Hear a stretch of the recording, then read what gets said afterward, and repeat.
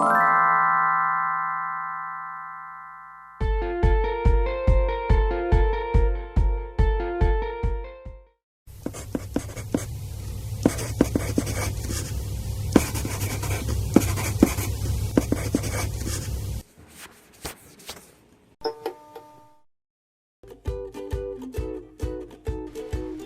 우리 학생들 쉬는 시간에 차 한잔 했나요? 네. 자, 우리 1교시에서는 이제 뭐 의료 전달 체계, 그 다음에 이제 본인 부담, 그 다음에 이제 본인 부담의 형태는 이제 본인 일부 부담이 있었고, 전액 본인 부담이 있었고, 비급여 뭐 이런 것들이 있었다. 그 다음에 이제 그 본인 부담 형태 중에 정률제, 정액제, 정액 및 정률제 이런 것들이 있었다라고 했거든요. 자, 이제 두 번째 시간도 이제 이어서 이제 그 본인 부담 형태 중에 요런 게 있어요. 그 급여 상한제, 급여 상한제라는 게 있고 급여 제한제라는 게 있는데, 이 급여 상한제 같은 경우는 이제 너무 많은 진료비, 그러니까 뭐 보험급여의 최고액을 정해가지고 그 이하에 들어가는 진료비는 보험 혜택을 해주고, 그 너무 많은 이제 그 진료를 하게 되면 그거는 보험 적용을 해주지 않겠다라는 얘기거든요.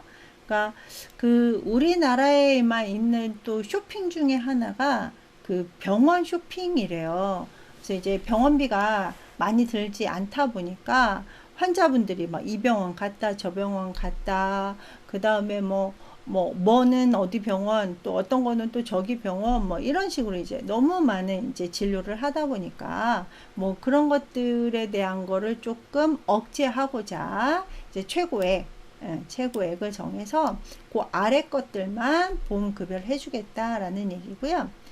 그 급여 제한제라는 거는 조금 이제 달라요. 그래서 급여를 그 조금 불필요한 과다 진료, 그래서 이제 우리 지난주에도 잠깐 얘기했다시피 뭐 CT, MRI 뭐 이런 것들이 이제 우리나라는 다른 나라에 비해서 병원에서 많이 이제 구입한다라고 했었잖아요. 환자분들이 좋아하기 때문에. 그런데 이런 이제 고가의 장비를 불필요하게 너무 많이 사용을 하다 보면 요거를 조금 제한을 해주겠다. 그래서 필요한 사람한테는 당연히 보험급여를 해주고, 그러니까 불필요한 뭐 예를 들어서 제가 몸이 막 수시로 머리가 아픈데요, 뭐 CT 좀 찍어주세요, MRI 좀 찍어주세요. 근데 이제 MRI 같은 경우는 뭐 의사가 이제 진단을 내리기도 전에 이제 막 환자분들이 와가지고 막 해달라고. 근데 만약에 진짜 CT를 찍었는데 이제 필요한 이런 진단이 나왔다, 그러면 이제 보험 혜택을 해주고, 너무 불필요한 이제 그 MRI라든지 이런 걸 찍었다라고 하면은 급여를 제한을 해주는, 그래서 이제 고가의 장비 같은 경우는 진단에 따라서 급여가 되기도 하고 비급여가 되기도 하고, 이런 것들을 이제 급여 제한제라고 합니다. 자, 그 다음에 이제 우리 학생들 처음에 필기도구 필요하다라고 했었잖아요. 예, 필기도구가 이제부터 필요합니다. 그래서 물론 이제 전 시간에도 뭐 새로운 의료 전달 체계, 그래서 뭐 보험은 1단계, 2단계, 그 다음에 1단계에 속하는 병원, 2단계에 속하는 병원, 그 다음에 의료급여 같은 경우는 1단계, 2단계, 3단계에 해당하는 병원, 이런 것들 한번 이렇게 쭉 적어가면서 이제 공부해왔으면 이제 좋았을 텐데, 이제 이 숫자 같은 경우는 우리 학생들이 많이 이제 헷갈려 하는데 또 시험에도 많이 나오는 이런 거라서 이제 제가 천천히 짚을 거니까 우리 학생들도 적어가면서 천천히 따라와 주기 바래요. 우리 본인 부담 같은 경우는 이제 건강보험 기준이죠. 뭐 산재하고 자동차 보험 이런 거는 조금 달라요. 그래서 전 시간에 그 자격 관리도 굉장히 중요하게 우리가 파악을 해야 된다라고 했었잖아요. 그래서 이 본인 부담률 같은 경우는 건강보험 기준이고요. 그래서 2번 같은 경우는 그 의료기관 종별 구분 없이, 그래서 이제 의원은 이제 입원이 거의 없으니까 병원이든 종합병원이든 상관없이 그 들어간 요양급여 비용 총액의 20%를 이제 부담을 하게 돼요. 물론 식대는 50% 본인 부담 있죠. 예.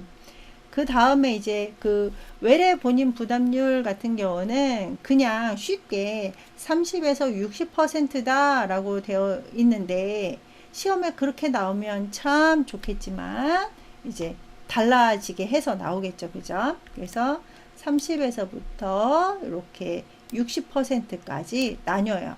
그래서 의원에서부터 이렇게 10%씩 추가가 됩니다.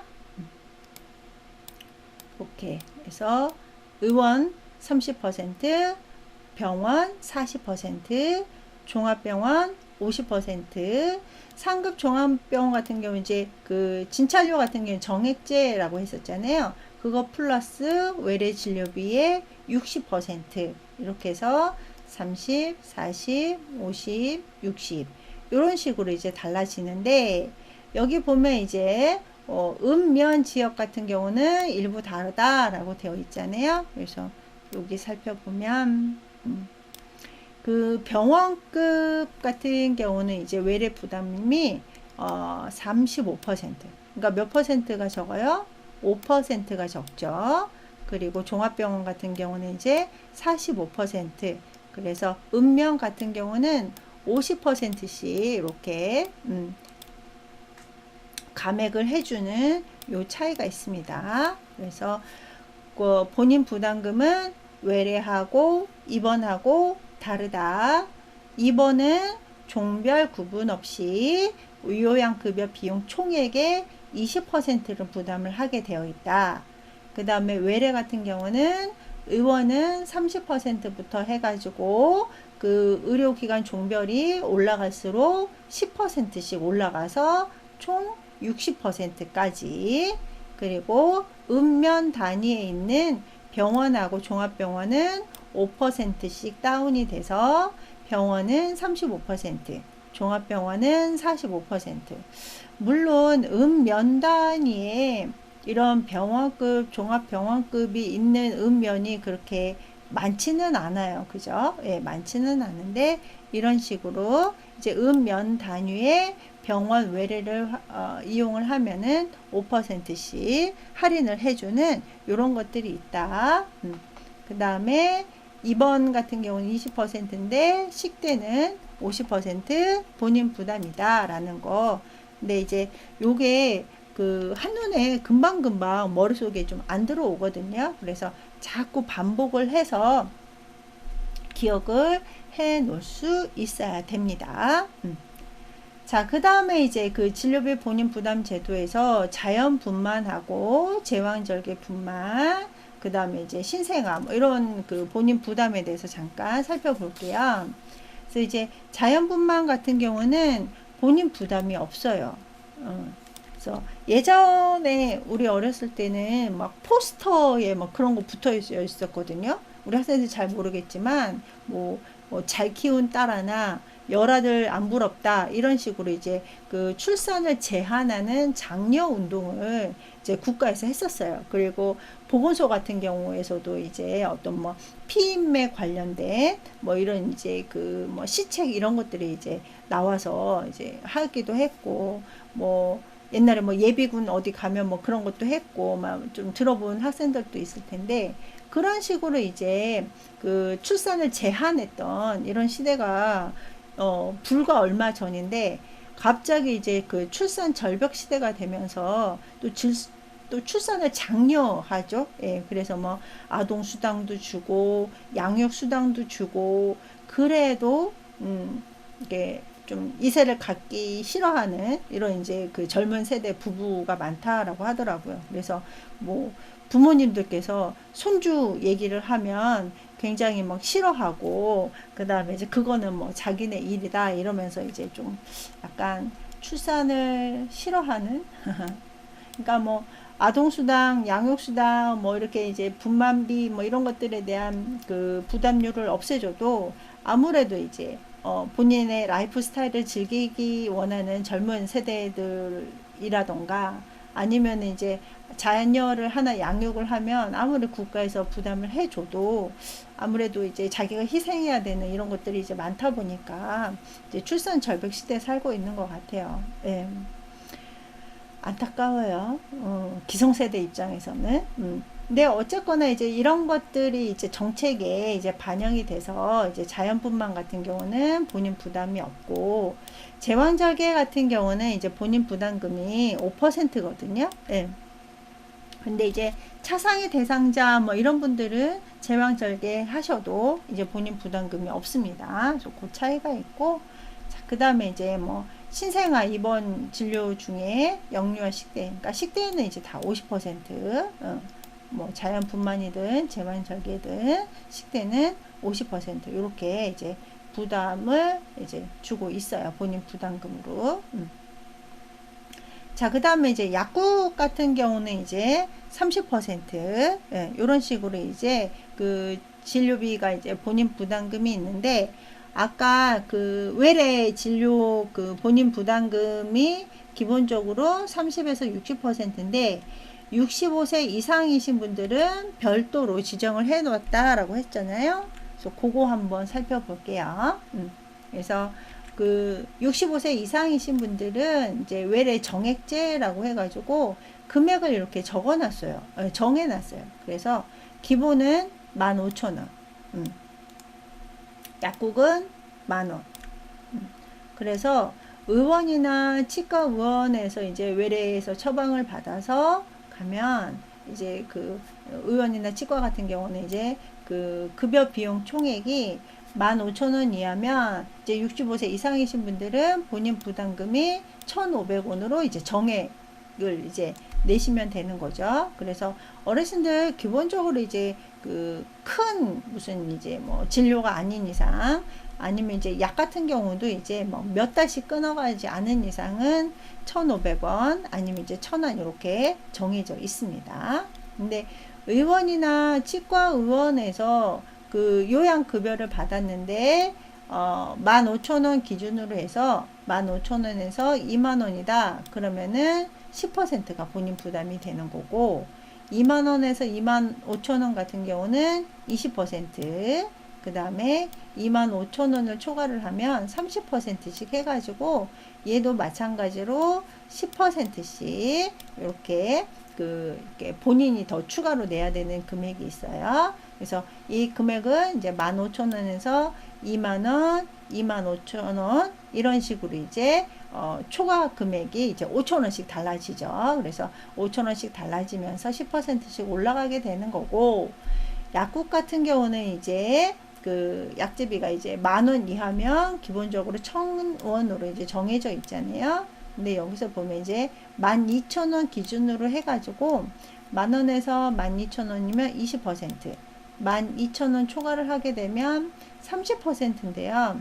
근데 이제 65세 이상이신 분들 같은 경우는 이제 거의 대부분이 그 만성질환 대상자이시다 보니까 우리 뭐 고혈압이라든지 당뇨라든지 뭐 관절염 약이라든지 이런 것들을 뭐 관절염 약은 조금 예외이기는 하네요.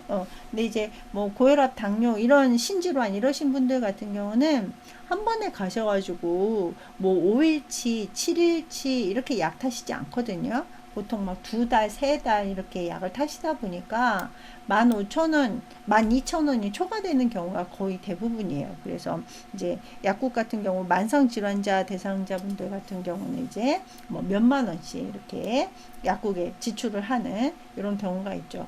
그래도 뭐, 두세 달치 약인데 몇만 원이면 그래도 다른 나라에 비하면 굉장히 큰 혜택을 받으시는 경우죠. 자, 그 다음에 이제 한의원을 볼게요.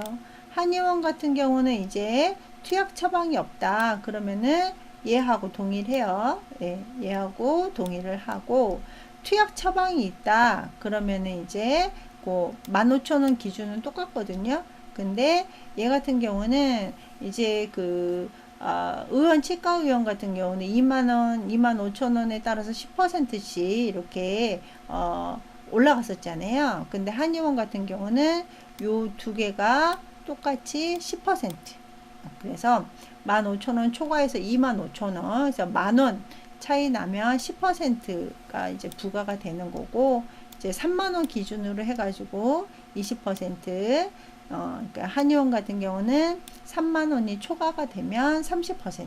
그래서 한의원 같은 경우는 이제 투약 처방이 있느냐에 따라서 얘하고 조금 달라지게 되는 거죠. 그래서 이제 한의원 같은 경우는 이제 뭐 그렇게 많이 이제 중요하진 않고, 요것만 조금 더 기억을 해주시면 될 것 같아요. 그래서 숫자 같은 경우는 이제 조금 이제 반복 해가지고 우리 학생들 이제 써가면서, 우리 그 공부하는 방법 중에 하나가 또 적자 법칙이라는 게 있잖아요. 그래서 공부할 때 그냥 눈으로만 이렇게 보지 말고 자꾸 적어가면서 이제 공부를 하는 습관도 굉장히 중요한 것 같아요.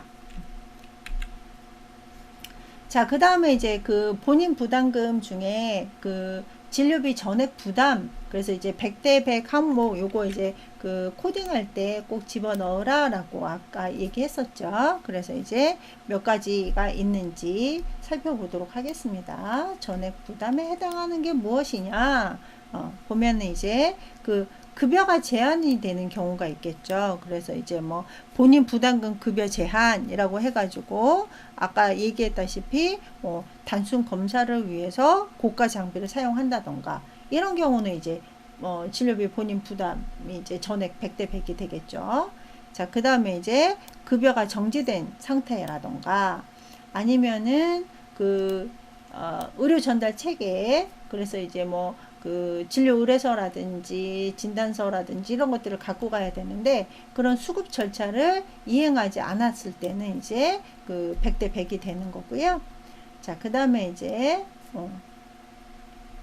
여기 보면 우리 그 보험급여 적용 대상자, 제외 대상자 중에 이런 분들이 있었죠. 그래서 현역병이라든지 교도소 시설에 수용 중인 이런 이제 분들이 이제 의료 요양기관을 이용을 하면 또 이제 100대 100이 되는 거고요.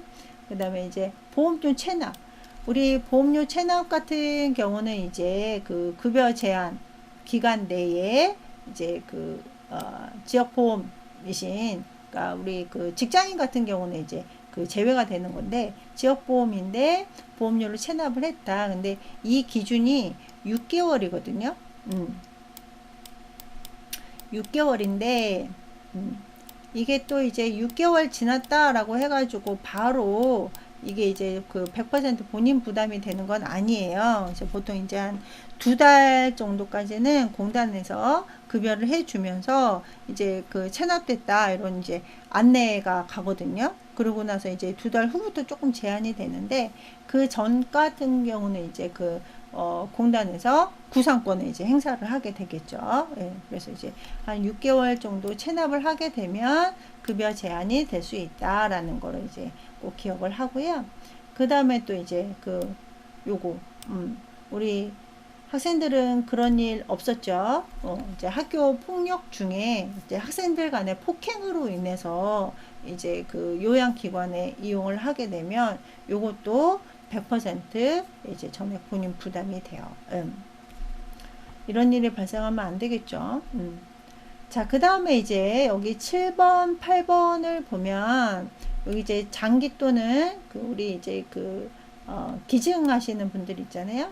그래서 장기라든지 조혈 모세포 이런 세포 제공을 위해서 이제 환자하고 적합한지 확인한다던가 그 진단한다던가 이런 검사 비용 같은 경우는 이제 그 전액 본인 부담이거든요. 근데 만약에 검사를 해봤는데 적합하다 판정이 나면은 이제 소급 정산을 해서 돌려받을 수 있기는 해요. 자, 그 다음에 이제 외소증.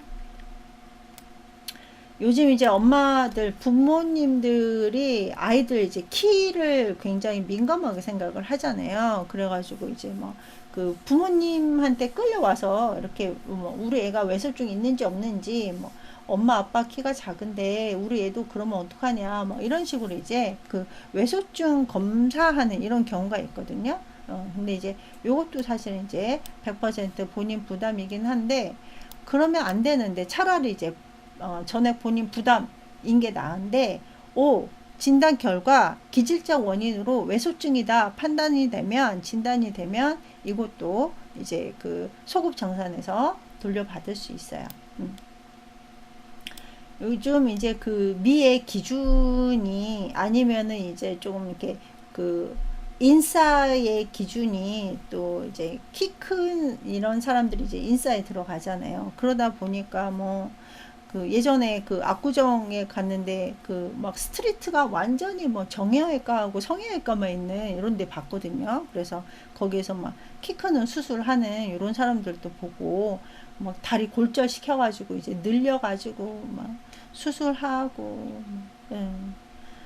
참 나는 키가 작기는 한데 뭐 그렇게까지 하고 싶지는 않은데 요즘 이제 그 미의 기준 그리고 또 워낙 매스컴의 영향이 크다 보니까 이제 키가 크고 싶고 예뻐지고 싶고 이런 것들은 이해가 되기는 해요. 예. 근데 이제 그게 이제 뭐 부모님들까지도 그러시니까 좀 이런 것들이 이제 문제가 되죠. 뭐 그러다가 잘 되면 상관이 없는데 뭐 합병증이 발생을 한다던가 이런 것들도 문제가 되기도 하고. 예. 자, 그 다음에 이제, 전액 부담인 사람들이 이제, 응급의료 관리를 받았는데, 사실은 대상이 아니신 분들 같은 경우도 이제, 100대 100으로 해야 되고, 이성처치료, 뭐 이런 것들이 이제 전액 본인 부담 항목에 들어갑니다. 자, 그 다음에 이제 이 본인 부담 상한액이라는 거는 이제 산정 특례 제도하고 조금 달라요. 이제 뒤에서 산정 특례 제도 같은 경우는 이제 질병에 따라서 의료비 부담을 조금 덜어주는 거고, 이 본인 부담 상한제 같은 경우는 소득에 따라서 고액 중증 질환자분들의 그 의료비를 덜어주기 위해서 이제 하는 거거든요. 근데 이제 요거 같은 경우는 이제 아까 얘기했다시피 소득 수준에 따라서 본인 부담 그 상한액을 이렇게 딱 정해놨어요. 그래서 이제 우리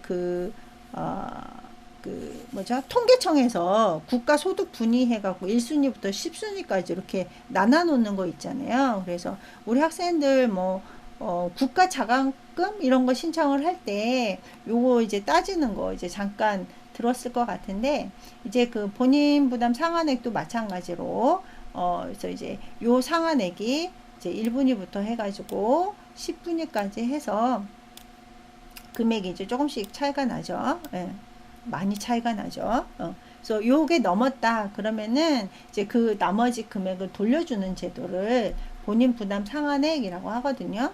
당연히 비급여 항목은 제외가 돼요. 그래서 보험에 해당하는 것만. 그래서 우리 소득 수준이 가장 낮으신 분들이 이제 1분위, 그 다음에 이제 소득 수준이가 가장 높은 10분위라고 해서 이제 금액이 이렇게 81만 원부터 해가지고 582만 원으로. 근데 얘 같은 경우는 이제 달라질 수 있어요. 이 기준은 2020년 기준으로 해가지고 이렇게 뽑아 본 거예요. 그리고 이제 요양병원 같은 경우는 이제 입원일이 120일 초과가 되면 이렇게 금액을 정해놔서 이제 초과분은 이제 돌려주는 이런 제도가 있습니다. 그래서 그 본인 부담 상한액 같은 경우는 소득에 따라서, 그 다음에 뒤에 나오는 산정 특례 제도 같은 경우는 질병에 따라서 너무 의료비 부담이 이제 심하면 어떤 분들 같은 경우는 치료를 포기하시는 분들도 계시고, 아니면은 제대로 된 치료를 받아야 되는데 그러지 못하시는 이런 분들 같은 경우, 그러니까 조금 더 난이도가 높은 병원에서 치료를 받아야 되는데 그러지를 못한다던가, 아니면은 조금 이제 진료비가 많이 들어가도 첫 치료 이런 것들이 많이 들어가도 수술을 해야 되는 이런 경우가 이제 발생할 수 있는데 수술을 하지 않고 그냥 약으로 버티신다던가 이런 분들이 이제 발생을 할 수가 있잖아요. 그래서 그런 것들을 조금 이제 소득 수준에 따라서 이제 의료비를 조금 부담을 이제 덜어주겠다라는 차원에서 만들어진 게 본인 부담 상한액 또는 이제 산정 특례 제도라고 할 수가 있습니다. 자, 그래가지고 여기 이제 월별 기준 보험료가 있는데 이제 쭉 나와 있죠. 예. 그래서 이제 직장인 가입자, 지역 가입자에 따라서 월 기준 보험료가 있어요. 근데 만약에 내가 좀 이렇게 하다 보니까 내가 내야 되는 부담금보다 좀 많이 낸 것 같아요. 예. 그러면 이제 우리 법적으로 본인 부담금이 이제 정해져 있잖아요. 이런 식으로 이제. 근데 이제 이거보다 과다하게 납부한 것 같다. 그러면 이제 환자분들은 잘 모르잖아요. 이제 진료비에 대해서. 근데 이제 환자분들 아니면 이제 가족분들을 이제 위해서 만들어진 것 중에 하나가 이제 그 본인 부담금 환급금이라고 해가지고 얘를 그 심평원에다가 그 의뢰를 할 수가 있어요. 그래서 내가 이만큼 냈는데 이게 적정하게 내가 본인 부담금으로 낸 건지 아니면 너무 많이 낸 건 아닌지 한번 확인해 줘라 라고 해가지고 환자나 가족분들이 이제 심평원에다가 이제 그 의뢰 신청을 하게 되면 심평원에서 심사를 해요. 심사를 해가지고 너무 과다지급한 것 같다 아니면 적정하다라는 거를 이제 환자분하고 그 치료받은 의료기관에다가 이제 통보를 하거든요. 통보를 해서 이제 의료기관은 너무 많이 본인 부담금을 낸 거에 대해서 이제 소급을 해가지고 환자분한테 돌려줘야 되는데 만약에 이제 의료기관에서 지급을 하지 않았다.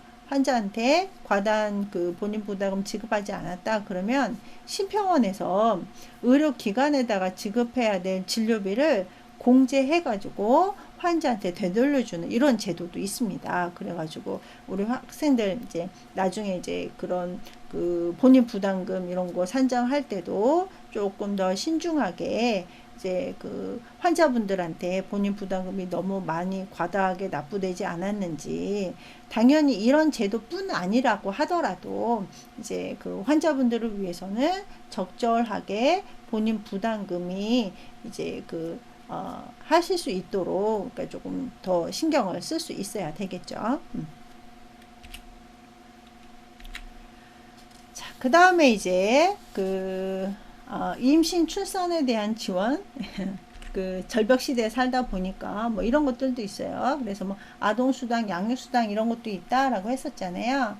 물론 이제 그 지자체별로 뭐 어디에요? 전라도, 전라남도 같은 경우는 이제 출산을 하게 되면 굉장히 큰 금액을 지원해 주는 걸로 알고 있는데 그거하고 상관없이 2020년 기준이에요.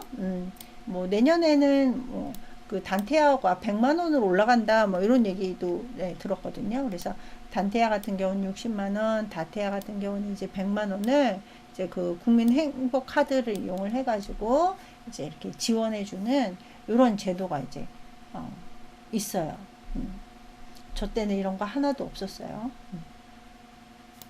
자, 그 다음에 이제 뭐 우리가 이제 계산서라든지 약제비라든지 이러면 이제 계산서라든지 영수증 이런 것들이 이제 발생할 수 있잖아요. 물론 이제 뭐 전산 처리된 것든 아니면은 수기로 작성을 해서 페이퍼로 이제 남아져 있든 일단은 요거는 5년간 꼭 보관한다라는 거.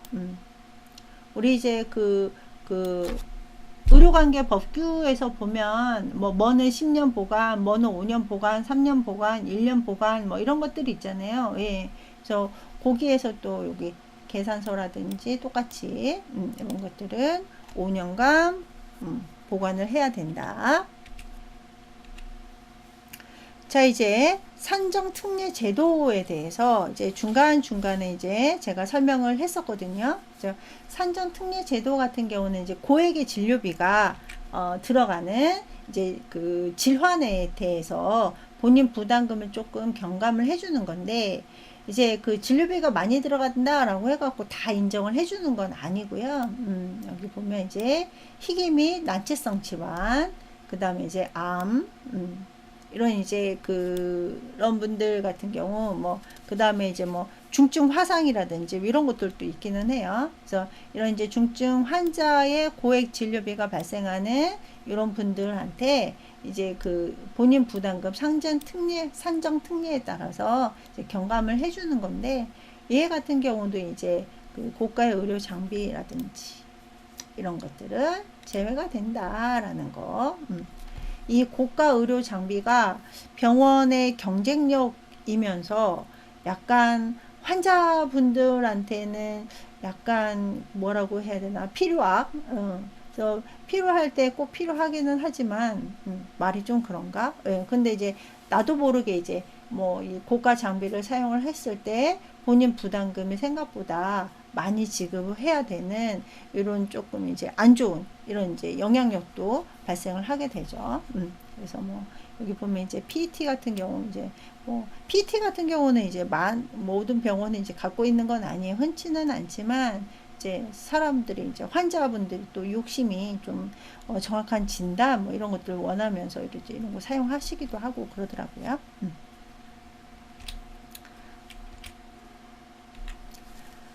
자, 그 다음에 이제 이 산정 특례 제도라고 해가지고 여기 보시면 자, 중증 질환자 같은 경우는 이제 여기 보면 뇌출혈, 심장질환, 중증 화상 환자 이런 분들이 이제 중증 질환자가 되거든요. 이런 분들 같은 경우는 그 진료비에서 5%가 본인 부담금이에요. 네, 5%가 본인 부담금인데 이것도 기간이 있어요. 그래서 뇌출혈이나 심장질환자 같은 경우는 수술하고 나서 30일 정도를 이제 본인 부담금이 5%예요. 그러니까 이런 분들 같은 경우는 사실 뭐 그 상급 종합병원 같은 경우는 이제 그 입원 기간도 그렇게 길지가 않아요. 이제 치료 수술하고 나서 30일 정도 지나면 뭐 외래 팔로우를 시키신다던가 아니면 다시 또 이제 그 회송서를 써가지고 이제 1단계 병원으로 보내신다던가 뭐 이런 식으로 하거든요. 그래서 돈이 가장 많이 들 때 본인 부담금 5%로 이제 경감해 주겠다라는 거고, 그 다음에 이제 중증 화상 환자분들 같은 경우는 아무래도 이제 뇌출혈이나 심장 질환자보다는 치료 기간이 길 수밖에 없잖아요. 예, 그래서 요 중증 환자 같은 경우는 이제 그 등록일로부터 1년 동안 이제 본인 부담금을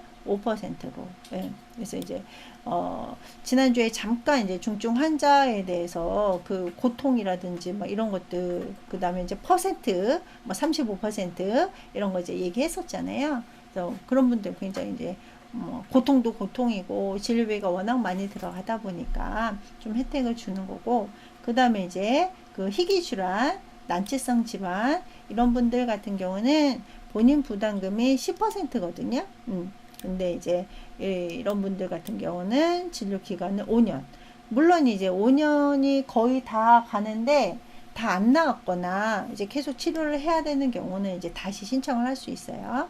그다음에 이제 만성 신부전 환자분들 같은 경우도 본인 부담금을 조금 혜택을 주기는 하는데, 이제 신부전 환자분들 같은 경우는 이제 뭐 혈액 투석이라든지 복막 투석 이런 것들을 이제 계속 해야 되잖아요. 그리고 또 뭐 물론 이제 희귀 난치성도 그렇지만 이제 그 신장이 약간 워낙 이제 그 퇴행성 기능 기관이다 보니까 이제 계속 뭐 투석 같은 경우도 뭐 일주일에 3번씩 뭐 몇만 원씩 뭐 10몇만 원씩 이렇게 들어가다 보니까 이런 분들 같은 경우는 이제 사실은 이제 기초생활 수급자로 만들어 드리는 이런 경우도 발생을 해요.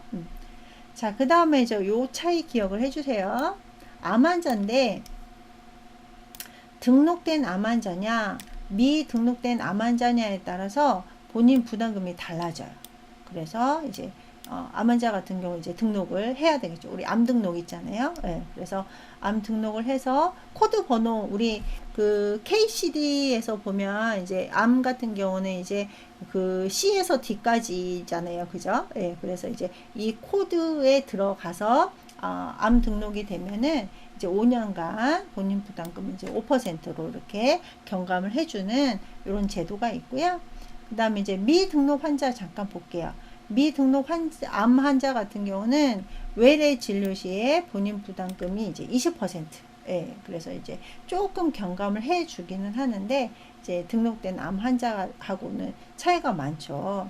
근데 사실 우리가 이제 그 병원비라는 게 뭐 10만 원, 20만 원 이렇게 들면 그 본인 부담금이 이제 뭐 예를 들어서 뭐 5만 원 낼 거를 이제 뭐 2만 5천 원 낸다. 그러면 큰 차이가 없겠지만 이런 환자분들 같은 경우는 이제 그 내야 되는 돈이 금액이 엄청나게 막 뒤에 이제 0이 많이 붙게 되잖아요. 그래서 1% 본인 부담 경감도 사실은 이분들한테는 굉장히 큰 거거든요. 그래서 요거 안내도 잘 해 줄 수 있어야 되고, 그 다음에 이제 그런 그 가정 간호가 필요해서 요양급여 받으시는 분들 같은 경우도 이제 20%. 근데 이제 등록된 암 환자라든지 중증화상이신 분들이 가정 간호를 받으시면 똑같이 5%. 그다음에 이제 약국 같은 경우도 이런 식으로 이제 본인 부담금을 조금 경감을 해주는 요게 이제 그 산전 특례 제도. 그래서 얘 같은 경우는 여기 보면 이제 등록 신청을 해야 되거든요. 예, 등록 신청 같은 경우는 이제 의료기관에서 확인한 이제 그 등록 신청서가 있어요. 그래서 이제 뭐 거의 대부분 이제 우리가 이제 해 드려야 되는 이런 부분이죠. 예, 그래서 이런 신청서를 공단이나 요양기관에다가 제출을 해서 이제 그 공단에다가 제출을 하면 되는데, 얘 같은 경우도 이제 거의 대부분 이제 그 확진이 됐잖아요. 진단이 확진이 됐다. 앞에서 얘기했던 이제 이런 것들이 확진이 되면 30일 이내에 이제 공단에다가 신청할 수 있어야 되는 거고요. 그 다음에 이제 암 환자라든지, 암 환자 같은 경우는 이제 5년이었잖아요. 근데 이제 5년이 지났는데 이 질병으로 인해서 이 암으로 해가지고 계속 이제 진료를 받아야 된다던가, 아니면은 이제 그 희귀질환, 난치성 질환 이런 분들 같은 경우는 이제 그 기간이 그 5년, 똑같이 5년이기는 했지만 이제 워낙 이제 거의 대부분 평생 이렇게 진료를 받아야 되는, 근데 이제 그 평생 이제 질환을 갖고 살기는 하지만 이제 그 병원에서 치료를 받아야 되는 시점은 이제 그 정해져 있잖아요. 근데 이제 이게 5년이 지났는데 종료 시점에서도 조금 더 이제 치료를 받아야 된다라고 하면 이제 그 서식이 있어요. 이 서식을 사용을 해서 계속 치료 중이다. 그리고 앞으로 조금 더 치료를 진행을 해야 된다라는 이제 소견서를 이제 첨부를 해가지고 이제 재등록을 하게 되면 다시 한번 또 치료를 받으실 수가 있어요. 그래서 이제 거의 대부분은 암 환자라던가 희귀 난치성 질환자 분들이 이제 등록을 재신청을 하기도 하고요. 그 다음에 이제 그 중증 화상 환자분들 같은 경우는 이제 얼굴 안면 부위라던가 아니면은 막 35%를 지나가지고 막 70%, 80% 이런 분들 같은 경우는 1년 가지고 조금 부족하신 분들이 계시거든요. 그래서 꽤 긴 시간 동안 치료를 받아야 되는, 그래서 이제 그 화상 치료 플러스 이제 피부 이식 이런 것도 받으셔야 되고, 그 다음에 또 이제 말초 부위 같은 경우는 또 피부 이식을 해도 이게 자리를 못 잡는 경우가 있어요. 피부가 재생이 안 돼가지고. 그러면 막 2번, 3번. 예전에 내가 본 환자분 같은 경우는 이제 이 코에다가 이제 피부 이식을 했는데 4번째까지도 했는데도 이 피부가 계속 죽는 거예요. 이제 혈관이 이제 거의 없다 보니까. 그래가지고 결국은 이제 포기하는 이런 경우도 있기는 했는데 좀 안타까웠죠. 젊은 여자였었는데. 예.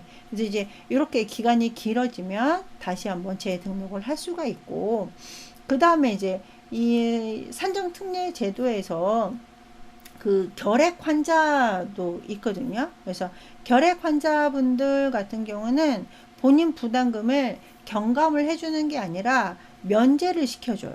예, 그래서 결핵도 이제 짧게는 6개월에서 9개월, 아니면 이렇게 약이 아무래도 이제 결핵 같은 경우는 아침 식전에 먹다 보니까 이제 위염이라든지 아니면 막 너무 속 쓰린다든지, 더군다나 결핵 같은 경우는 이제 알약 개수가 굉장히 많거든요.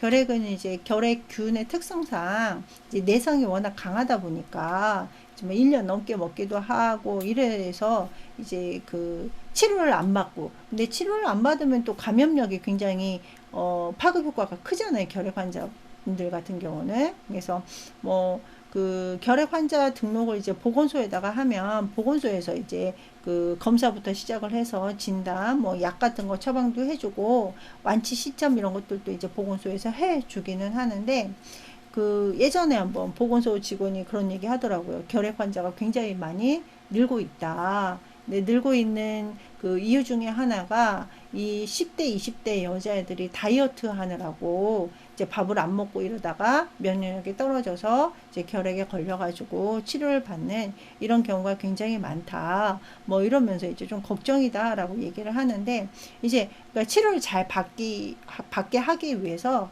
본인 부담금을 아예 이제 면제를 해줘요. 결핵 같은 경우는. 그리고 이제 예전에는 그 잠복 결핵 같은 경우는 이제 그 본인 부담금 면제에서 제외가 됐었는데, 이제부터 올해 7월인가부터는 그 잠복 결핵도 포함을 시켜가지고 이제 아마 국가에서 결핵이라는 거를 뿌리를 뽑고 싶은가 봐요. 예, 그래서 이제 본인 부담금 아예 면제해주는 이제 결핵이라든지 이런 것들도 있고, 그렇지 않은 경우, 그러니까 감염성 질환은 아니지만, 그리고 이제 오래가는 감염 질환은 아니지만 이제 고액 그 의료비 때문에 고통스러워 하시는 분들 같은 경우는 그 본인 부담 상한제라든지 지금 금방 배운 이제 그 산정 특례 제도라든지 이런 것들을 이용을 해가지고 조금 우리 앞에서 의료 전달 체계 만들어진 목적 중에 하나가 이제 모든 국민이 균등한 혜택을 효율적으로 사용하기 위해서였었잖아요. 그래서 그런 차원으로 해서 이렇게 혜택을 이제 부여를 해 주기도 합니다. 자, 우리 학생들 이제 동영상으로 공부를 첫 주 시작을 했는데 어땠는지 모르겠어요. 예, 그래서 이제 조금 더 살펴보면서 이제 그 수업 진행 방향은 조금 이제 그 유동적으로 할 거예요. 자, 이번 주도 수고했어요. 우리 그러면 다음 주에 만나요. 안녕.